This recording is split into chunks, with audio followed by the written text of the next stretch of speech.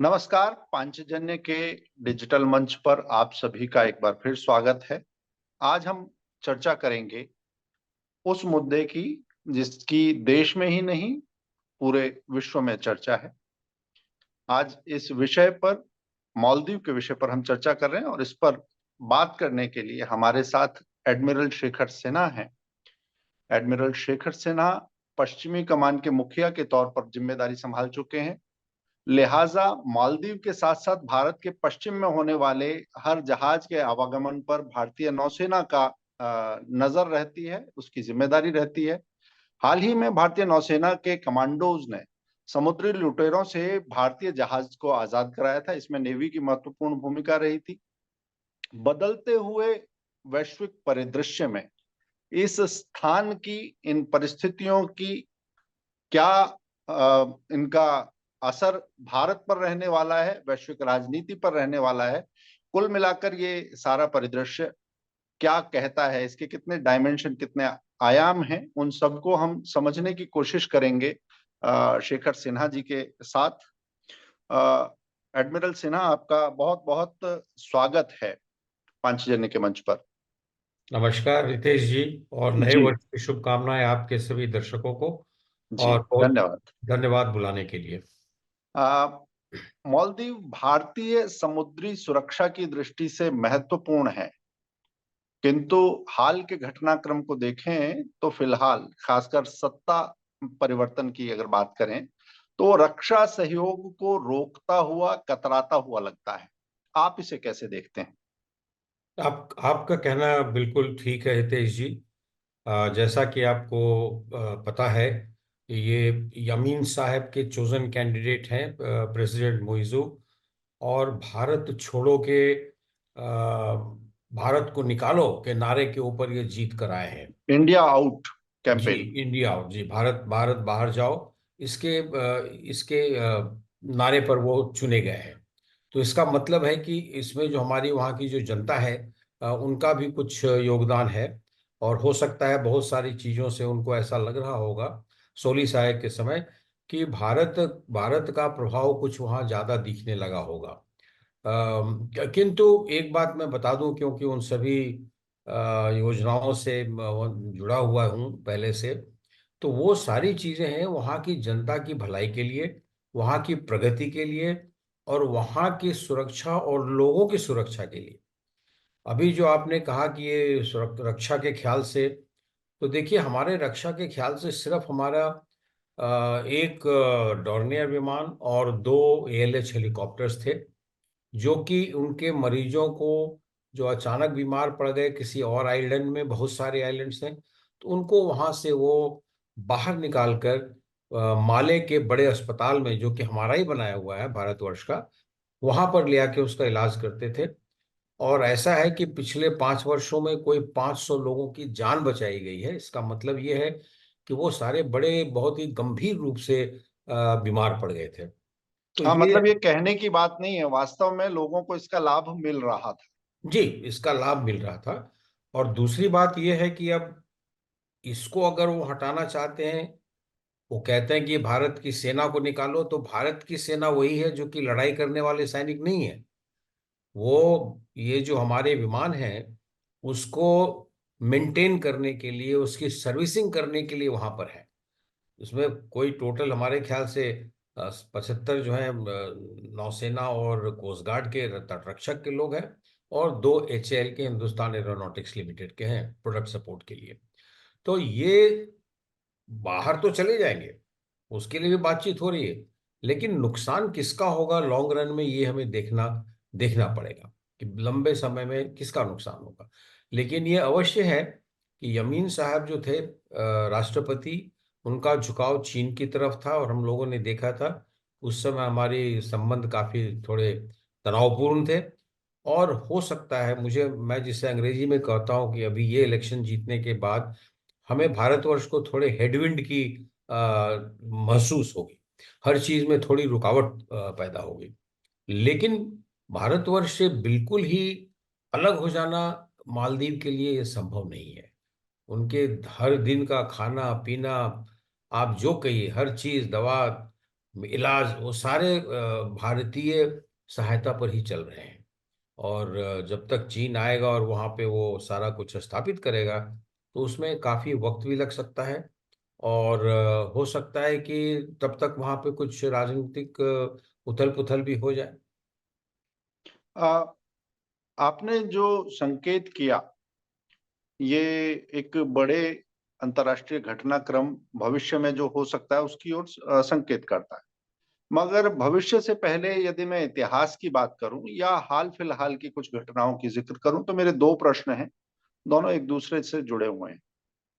एक तो, आपने चीन का जिक्र किया तो स्ट्रिंग ऑफ पर्ल्स की बात होती है। भारत के इर्द गिर्द एक ऐसा मोतियों की माला या स्ट्रिंग ऑफ पर्ल्स, एक एक फंदा तैयार करने की बात होती है। तो क्या आप इसे स्ट्रिंग ऑफ पर्ल का ही एक एक्सटेंशन या पार्ट ऑफ प्लान, उस योजना के भाग के तौर पर देखते हैं? देखिए, मैं तो ये कहूंगा कि इसमें कोई शक नहीं कि अब वहाँ चीन का प्रभाव ज्यादा हो जाएगा। श्रीलंका में भी चीन का प्रभाव ज्यादा होता दिखाई पड़ रहा था, किंतु जब हम लोगों ने उनको आर्थिक सहायता दी श्रीलंका को, तो अब वो एक संतुलन बनाए रखेंगे ऐसी आशा की जाती है। और बाकी जो छोटे छोटे मोतियों की माला है, तो देखिए, म्यांमार में तो उनका ऑलरेडी सब कुछ स्थापित हो चुका है। वो ऑपरेशनल नहीं है, लेकिन काम वहाँ काफी तेजी से चल रहा है। बांग्लादेश में ऐसा भी कुछ तो है नहीं, लेकिन उनके नौसैनिकों का वहाँ पे मौजूद होना, उनके सबमरीन को मरम्मत वगैरह करने के लिए, सर्विसिंग करने के लिए, तो वो अपने आप में भी एक थोड़ा सा गंभीर विषय है। कैसे उसका इस्तेमाल करेंगे, क्या करेंगे भविष्य में, ये पता नहीं। लेकिन ये अवश्य है कि उनके जो कच्चा तेल जो वो मंगाते हैं, वो बहुत सारे कच्चे तेल को सितवे में या चापकू में ऑफलोड किया जाएगा और वहां से पाइपों के जरिए उसे कुनमिंग की रिफाइनरी में भेजा जाएगा। तो वो एक है कि वो अपनी आर्थिक स्थिति और अपने तेल की कमी को पूरा करने की दृष्टि से कर रहे हैं। लेकिन चीन कोई भी काम एक मतलब से नहीं करता है। उसकी हमेशा डुअल यूज उसको कहते हैं, और इसके दो इस्तेमाल हैं। क्योंकि उनका जो समझौता होता है किसी देश से, वो बड़ा अपारदर्शी होता है।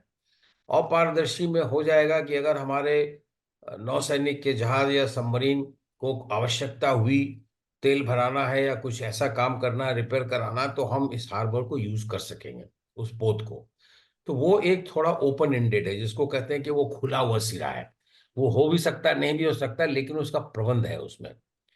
अच्छा, नीचे आप देख लीजिए, सीशल्स में चले जाइए, वहां भी उथल पुथल मची हुई है। सरकार, डेमोक्रेसी है वहां, तो प्रजातंत्र है।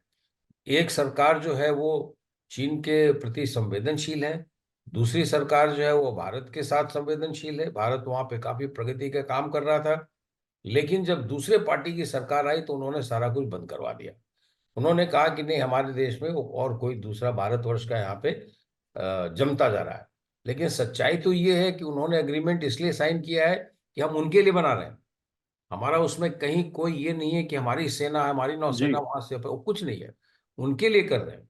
उनके लिए हम हार्बर बना रहे हैं, उनके लिए हम पोत बना रहे हैं, बंदरगाह बना रहे हैं। तो उनको यूज करेंगे वो। और वहीं की कंपनी बना रही है, वहीं की कंपनी को दिया गया है वो। भारतवर्ष भले उसको सुपरवाइज कर, अपारदर्शी नहीं है। नहीं है, पारदर्शी नहीं है, बिल्कुल नहीं। बिल्कुल और नहीं। जैसा चीन के साथ बहुत सारी चीजें बाध्यकारी रहती हैं, ऐसा भी जी नहीं है। जी मैं एक चीज इसके साथ जो जुड़ा हुआ पक्ष था, जी कि भारत के पास पड़ोस में, आप तो सेशल्स तक की बात कर रहे हैं, जिसमें आपने म्यांमार की एक बात की, इधर मैं कहूंगा कि चाहे नेपाल है, चाहे श्रीलंका है, चाहे म्यांमार है, या अब आगे मालदीव है, एक तरफ चीन और एक तरफ भारत, ये पक्ष हमने समझे। इन सब जगह से थोड़ी सी कसमसाहट की आवाज आने शुरू हुई है। इस कसमसाहट का वास्तविक कारण क्या है? बिल्कुल, आपने ठीक इसका जो आपने आंकलन किया है, बहुत सही किया है आपने। देखिए, ये जो है एक जिसको कि अंतर्राष्ट्रीय रिलेशन जिसको कहते हैं, इंटरनेशनल रिलेशन, संबंध, अंतर्राष्ट्रीय संबंध की एक सिद्धांत है कि जब कोई छोटा देश और बहुत ही समर्थ देश ना, दो बड़ी शक्तियों के बीच में पड़ जाता है, तो वो उसका झुकाव कभी इधर कभी उधर, वो डिपेंड करता है, वो निर्भर करता है कि सरकार जो है वो किस तरह की सरकार है। तो अब देखिए वहां पे जो, चूंकि कम्युनिस्ट पार्टी की सरकार आई है वहां पे, तो जब से कम्युनिस्ट पार्टी की सरकार आई है ओली साहब के टाइम से, तो उनका झुकाव चीन की तरफ ज्यादा हो गया था। लेकिन अभी मुझे लगता है कि वो पूरी तरह से उनके साथ शायद ना जाए। अभी हाल में हमारे विदेश मंत्री गए थे और काफी कुछ उन्होंने वहां पे बड़े सारे प्रोजेक्ट साइन किए हैं। और हमने वो जो पाइपलाइन हमें बनानी थी उनको तेल सप्लाई करने की, जो कि पहले एक बार ट्रक जाने के चलते वो रुक गया था, आपको पता होगा। तो जी। अब जो है उनको पेट्रोल वगैरह जो है, डीजल पेट्रोल पूरे टाइम पाइप से सप्लाई हो रहा है। तो एक वो बड़ा उनका हो गया है। अच्छा, अभी क्या है सबसे बड़ा हमारा उनके साथ लफड़ा, क्या है लफड़ा ये है, उन्होंने अपने नक्शे में भारत के कुछ अंग को दिखाया है कि उनका है, जो कि ना तो राजनीतिक दृष्टि से सही है और ना ही वो ऐतिहासिक दृष्टि से सही है। हम जो है वो लाइन फॉलो करते हैं जो कि आज़ादी के समय हमें ब्रिटिश के हाथ से जो हमें मिला, उन्होंने जो मैप दिया है हम बस उसी को फॉलो कर रहे हैं। चाहे वो पाकिस्तान के साथ हो, चाहे वो तिब्बत के साथ हो, तो हमारा वो मानना है कि वो जो लीगल पोजीशन है हमारा, तो लीगल पोजीशन के लिए तो हम जरूर ही मांग करेंगे, लड़ेंगे। तो अब लगता है कि थोड़ा सा शांति तो हुई है, क्योंकि अभी देखिए वो नेपाली कांग्रेस भी उस उनके गठबंधन में आ गया है। और देवबा साहब से मुलाकात हुई हमारे विदेश मंत्री को, और वो राष्ट्रपति से मिले। तो राष्ट्रपति भी जो हैं वो वो भी नेपाली कांग्रेस की ही महिला है, सदस्य थी। तो इसका मतलब ये है कि यहाँ पे ये जो हेजिंग मैंने कहा कि कभी इधर कभी इधर, ये हितेश जी ये छोटे देश करते रहेंगे, और वो जिधर से उनको ज्यादा फायदा दिखेगा उधर ही झुकेंगे वो। लेकिन उनसे साफ साफ शब्दों में कह दिया गया है, भारतवर्ष ने कह दिया है कि अगर आप हमारे लिए सुरक्षा की दृष्टि से खतरनाक बनेंगे, तो वो हमारे लिए, वो जो कहते हैं ना हमारी एक लाल रेखा, लक्ष्मण रेखा जो है, उसको आप मत क्रॉस कीजिए। उसको क्रॉस करने के मतलब ये होता है कि वहां पे आप सैन्य शक्ति का प्रयोग नहीं कीजिए, सैनिकों को नहीं लाइए। वो करेंगे तो फिर हमारे लिए थोड़ा मुश्किल हो जाएगा आपकी देखरेख करना। अभी देखिए, नीचे जाए हम, मालदीव में आपने बात करा है, श्रीलंका का हमने कहा कि अभी थोड़ा कंट्रोल में है, क्योंकि हमने बड़ी बहुत मदद की है। म्यांमार के साथ कष्ट है, उनके साथ कष्ट ये है कि वो अभी तक समझ में नहीं पाए हैं कि उनको किस तरफ ज्यादा झुकना चाहिए। वो जैसे चीन की तरफ झुकते हैं बंदरगाह पोत बनाने के लिए, तो साथ में एक बगल वाले पोत में हमें भी दे देते हैं, कहते हैं कि आप भी यहाँ बनाइए, तो हम भी बना रहे हैं। तो वो पूरी तरह से सच पूछिए तो जहां तक मेरा पर्सनल अनुभव है, म्यांमार के फौज से, आर्मी से, चाहे नेवी से, जो मेरे पहले थे हमारे समकक्ष लोग, उनका उनके हाव भाव से मुझे लगा कि वो चीन की तरफ पूरी तरह झुकने के लिए वो बड़े थोड़े कंसर्न है, जिसको कहते हैं कि वो पूरे दिल से नहीं करते हैं। उनको लगता है कि उनका प्रभाव ज्यादा हो जाएगा, जो उनके लिए अच्छा नहीं है। नंबर एक। दूसरा क्या है, उनके जो सीमा के पास जो ट्राइबल्स हैं, उनको जो है वो ऐसा लगता है कि उनको चीन जो है, उनको जो है अस्त्र शस्त्र देता है, और वो म्यांमार की आर्मी के साथ लड़ाई करते हैं। तो म्यांमार की आर्मी का पूरा कंट्रोल नहीं है उस एरिया में, वो पूरी तरह से कंट्रोल में नहीं है, और वो भी घबराते हैं। इसीलिए जब भारतवर्ष की सेना उनको, घुसपैठियों को रोकने के लिए उनके ऊपर कोई अटैक करती है, कोई प्रहार करती है, तो म्यांमार की जो फौज है वो खुश होती है। वो कहती है कि करने दो, क्योंकि उससे तो हमारा भी नहीं बनता है। तो ये हम्म। एक चीज है जो कि उनको हमेशा इस संदिग्ध दृष्टि से देखता रहेगा चीन को, लेकिन पूरी तरफ शायद ना झुके। श्रीलंका का मैंने आपको बताया। अब देखिए मॉलडीव्स का। मॉलडीव्स में जब से ये नए राष्ट्रपति आए हैं, ये पहली बार हुआ है कि कोई नया इलेक्टेड राष्ट्रपति जो है पहले भारत नहीं जाकर किसी और देश में गया है। और वो पहले गए थे, टर्की गए थे। तो टर्की के साथ हमारे संबंध जो है खराब नहीं है, लेकिन बहुत अच्छे भी नहीं है। क्योंकि उनका जो है वो थोड़ा झुकाव जो है वो पाकिस्तान की तरफ है, जम्मू कश्मीर को लेकर। और वो मलेशिया, ये दो तीन देश हैं जो कि यूनाइटेड नेशंस में भी हमारे विरुद्ध ही वोट डालते रहे। तो ये वहां नहीं गए, और हमारे यहाँ नहीं है, और अब जो है वो चले गए हैं चीन। इस बीच में हमारे माननीय प्रधानमंत्री जी नरेंद्र मोदी जी अपनी एक बिल्कुल ही स्वतंत्र ट्रिप में केरला गए, वहां से लक्षद्वीप गए, क्योंकि पहले नहीं गए थे कभी। तो समुद्र के एक आइलैंड में जाके रहना उनके लिए भी एक अच्छा वातावरण था। वो भी अपने कामकाज से थोड़ा दूर हटके उन्हें भी जरा रिजुविनेटिंग, तरोताजा होने के लिए। तरोताजा होने के लिए गए थे वो। तो वहां पे क्या हुआ कि उनकी जो तस्वीरें निकली वहां की, वो बीच के ऊपर चल रहे हैं, बहुत साफ है, बैठे हुए हैं, मनन कर रहे हैं कुछ। और उन्होंने ये लोगों से आग्रह किया, ये नहीं कहा कि मालदीव मत जाओ। उन्होंने सिर्फ यही कहा कि हमारे जितने जो सैलानी हैं वो अपने टूरिस्ट मैप में एक लक्षद्वीप को भी एक जगह बना के रखें, बड़ी अच्छी जगह है, देखने लायक है, आप लोग आ सकते हैं। तो इसका जो है, चूंकि मालदीव के साथ चीन के संबंध नए राष्ट्रपति के आने के बाद, और ये चीजें जो घटनाएं घट रही थी, राजनैतिक घटनाएं, तो उससे हमारे लोग जो है वाकिफ हैं। भारतवर्ष में जो पॉलिटिकल अवेयरनेस जिसको कहते हैं, राजनीतिक ज्ञान लोगों को बहुत है। तो जी। हाँ, तो उन्होंने अपनी तरफ से इसको देखा कि अब प्रधानमंत्री कह रहे हैं, वो भी भारत के प्रधानमंत्री है, कोई छोटे मोटे देश के नहीं है, इतना बड़ा देश है, विश्व की सबसे बड़ी डेमोक्रेसी है। तो उन्होंने कहा कि भाई प्रधानमंत्री जब कह रहे हैं तो हम मालदीव क्यों जाएं। और इसमें हमारे प्रधानमंत्री जी का कोई ऐसा नहीं कि उन्होंने कुछ इंस्ट्रक्शन दिया हो, आदेश दिया हो, ऐसा कुछ नहीं है। नहीं, मतलब वो 4 फोटो उनके मंत्री द्वारा, वो एक माखौल उड़ाने की कोशिश, एक अभद्र तरीका जो था, उसका रिपरकशन झेलना पड़ा, क्योंकि लोगों ने राजनीतिक सूझ से 2 घटनाओं को जोड़ दिया, जबकि भारत की तरफ से ऐसा राजनीतिक संकेत नहीं था। बिल्कुल। ये जो वहां के जो राजदूत हैं, उन्हें अभी सरकार ने बुलाकर, विदेश मंत्रालय ने कड़ा संदेश दिया है। इसे आप कैसे देखते हैं? वहां के 3 मंत्रियों का भी निलंबन हुआ है।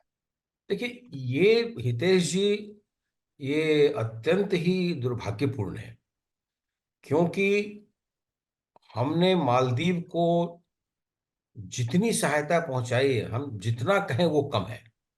जब भी उनके ऊपर ऐसा खतरा मंडराया है, चाहे वो मर्सनरीज का अटैक हो, चाहे वो पानी की कमी हो, चाहे वो सूखा हो, कुछ भी हो। आप 1987 से, अगर हम कहें पुराने समय से, जी, जब से। बिल्कुल आप ठीक कह रहे हैं।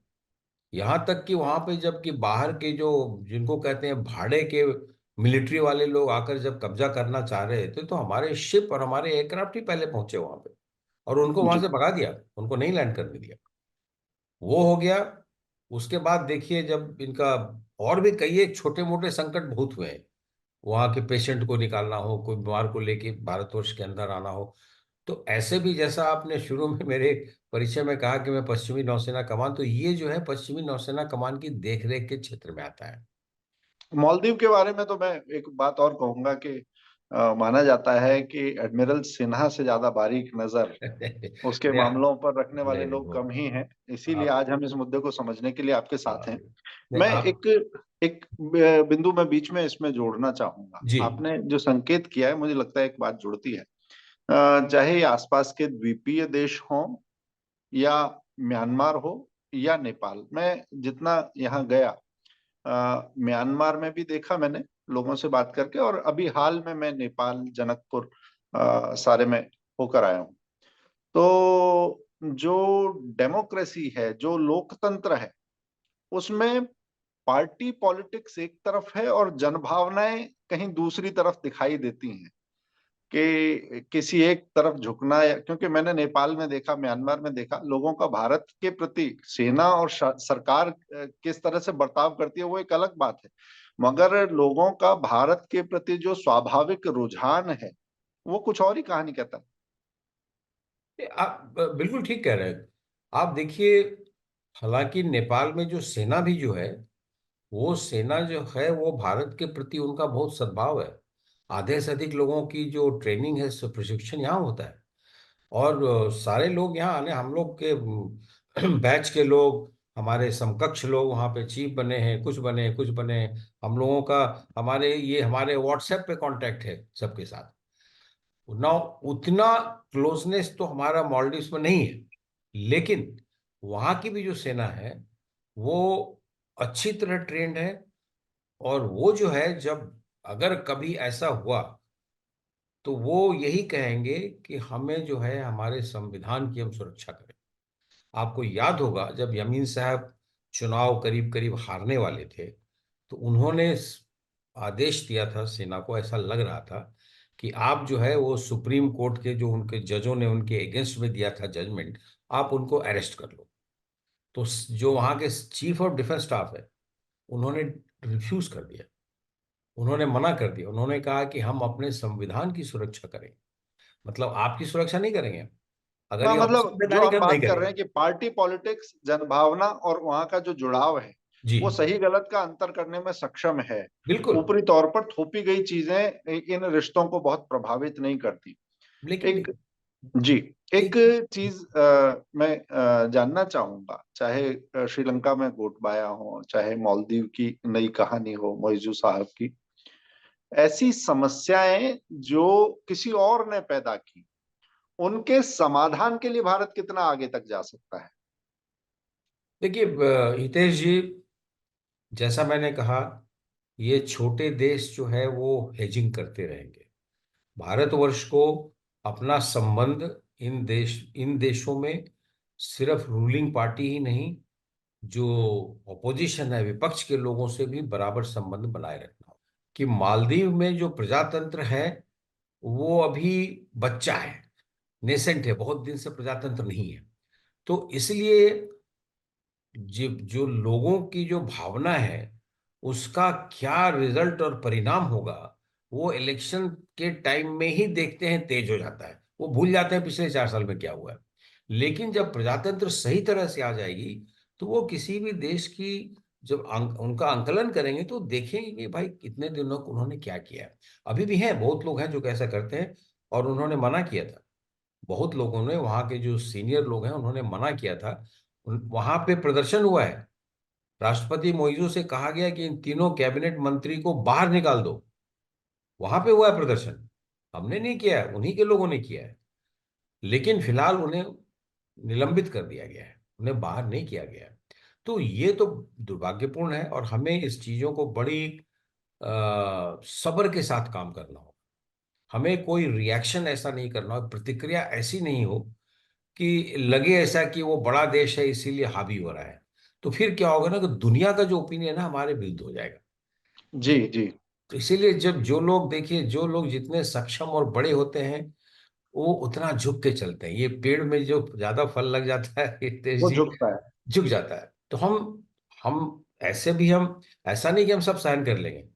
उनके राजदूत को हम लोगों ने आज बुलाया, कल बुलाया, और उनको कह दिया गया कि भाई आपके मंत्री लोगों ने जो ये हमारे प्रधानमंत्री के ऊपर ऐसे गंदे शब्दों का इस्तेमाल किया है, ये बिल्कुल मान्य नहीं है, हमें बिल्कुल एक्सेप्टेबल नहीं है। और आप इनको जो आप अपने वहाँ पे बता दीजिए कि हमने इसका बहुत ही हमें दुख पहुंचा है, और हम इसका बड़ा कड़ा विरोध करते हैं। हालांकि इसकी जी। कोई सरकारी कुछ आया नहीं है, बट इसके अलावा यही यही हुआ एक होगा। एक छोटा सा क्लिप आया है जिसमें भाव भंगिमा बहुत कुछ बता रही है, जी, वो क्लिप बड़ा वायरल है। जी, जी, मैं एक चीज मैं कहना चाहूंगा। आपने कहा छोटे देशों के साथ भारत का बर्ताव कैसा रहा हो, वो एक पक्ष है। तो मगर ये भारत जो अभी अगर हम देख रहे हैं तो छोटे देश नहीं, कनाडा कोई छोटा देश नहीं है।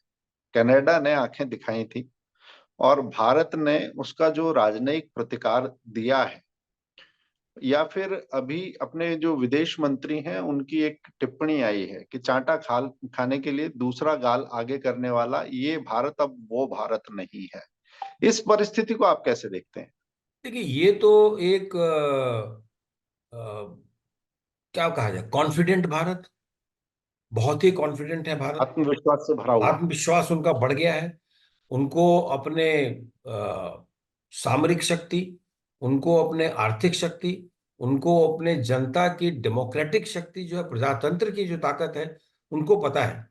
हमें इस चीज का एहसास हो गया है कि हम जो है एक सक्षम देश हैं, और हमें किसी से भी किसी तरह की हमें अवहेलना या नीचा दिखाना हम नहीं पसंद करेंगे।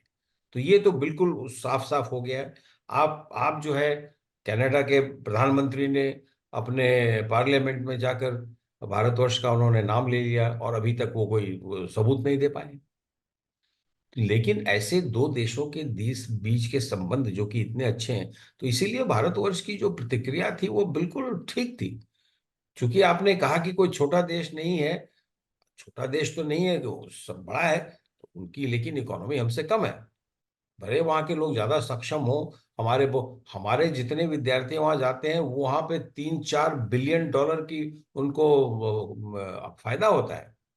सिर्फ अपने विद्यार्थी जाना शिक्षा से बंद कर उनकी दें। अर्थव्यवस्था को एक बड़ा योगदान मिलता है। अगर बिल्कुल भारत के ये लोग ना बिल्कुल जाएं तो बिल्कुल भारत की बिल्कुल। जो स्थापित छवि है उसके उलट भारत तो उनकी तिजोरी भरने का काम करता है। और भारत की तरफ आंखें तरेर के आप नई व्यवस्था में बिना चीजों को कायदे से समझे हुए और लोगों को भरमा के लंबी दूरी तक चल नहीं सकते। साथ साथ मैं एक एक अंतिम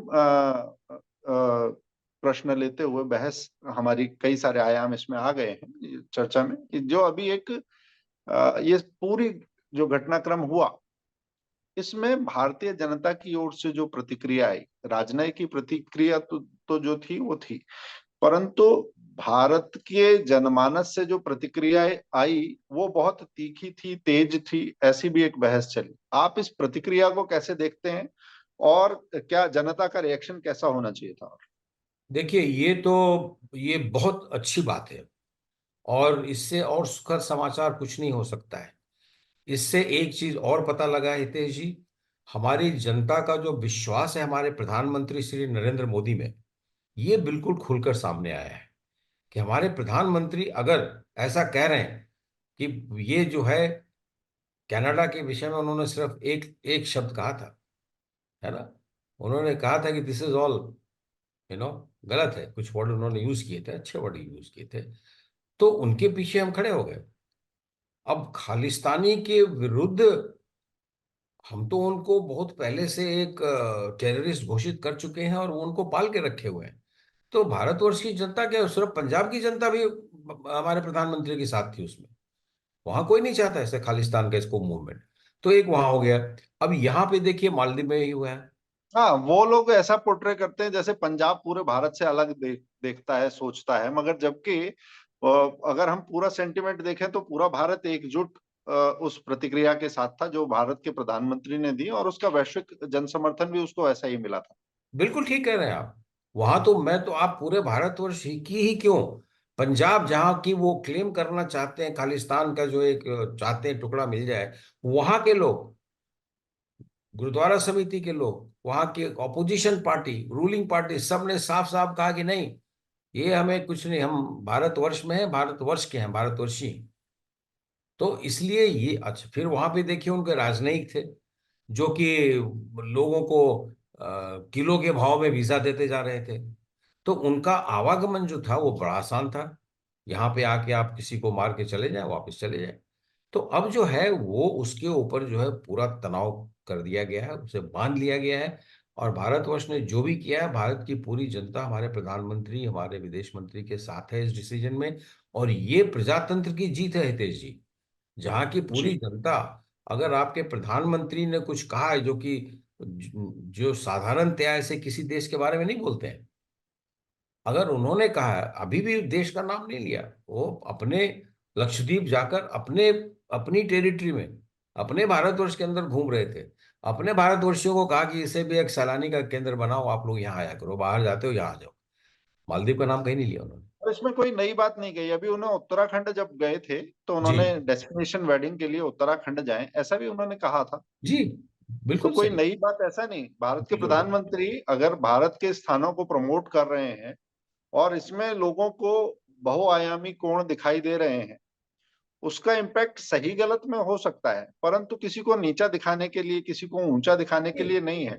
मगर बिल्कुल। वस्तु स्थिति को सभी को समझना पड़ेगा। ऐसा आपके आज शेखर सिन्हा जी के साथ हमें जो इस विषय के विविध आयामों को समझने का मौका मिला। चीन पर्दे के पीछे से क्या खेल खेल रहा है, हमारे आसपास के पड़ोसियों की क्या स्थिति है, वहाँ जनमानस कैसा सोचता है, वहाँ की लोकतांत्रिक स्थितियां क्या हैं, और ये बढ़ता, उभरता, बदलता भारत राजनय के नए सिद्धांत गढ़ रहा है, जो कि एकदम शांत, ठंडा, गुटनिरपेक्ष नहीं है, परंतु वो तथ्य निरपेक्ष भी नहीं है। तथ्यों को देखते हुए, फैक्ट्स के साथ बूते बात करने वाला और उसके लिए डटने वाला, ये अलग तरह का भारत है। और अच्छी बात यह है कि जो राष्ट्रीय नेतृत्व है उसके साथ जनमानस पूरी मजबूती से खड़ा हुआ है। बिल्कुल। धन्यवाद शेखर सिन्हा जी, आज आपने इस विषय पर हमें इतनी जानकारी दी, इस मुद्दे के अलग अलग पहलुओं को खाली सोशल मीडिया की बहस में जो चल रहा है उससे अलग गहराई से समझाया। इस पांचजन्य के लिए समय निकालने के लिए हृदय से आभार, बहुत बहुत धन्यवाद। हितेश जी, बहुत बहुत धन्यवाद मुझे आमंत्रण देने के लिए। बहुत अच्छा लगा आपसे बात करके। जी, नमस्कार। हम बात करते रहेंगे। जय हिंद। आप सभी का आज पांचजन्य की इस चर्चा में सहभागी होने के लिए धन्यवाद। मिलेंगे फिर नए मुद्दों के साथ, सामयिक मुद्दों के साथ, गहराई के साथ बात करते हुए। इसी तरह से विशेषज्ञों के साथ चर्चा जारी रहेगी, बात जारी रहेगी, बात भारत की।